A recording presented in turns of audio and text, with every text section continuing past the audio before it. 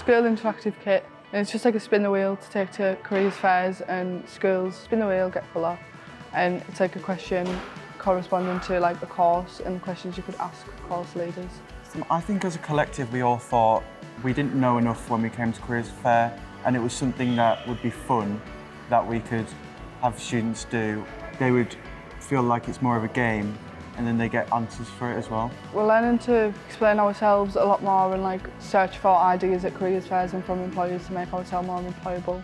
An easy way to do that is making it more interactive and like fun to do instead of it just being black and white, because then you're remembered more by like local employers. As we were on customer service, when we were communicating with the engineering lot to help us out with this, that was a big part of it because we had to tell them specifically what we wanted and how to do it. So I think that was really strengthening our skills. We hadn't really done much like that before until now.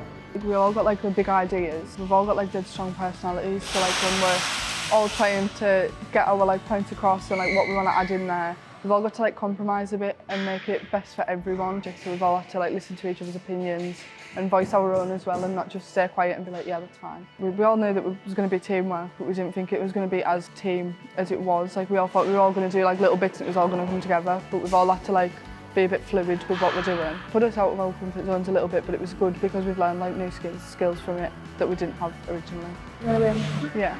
100%. Yeah. No doubt about it. Hopefully.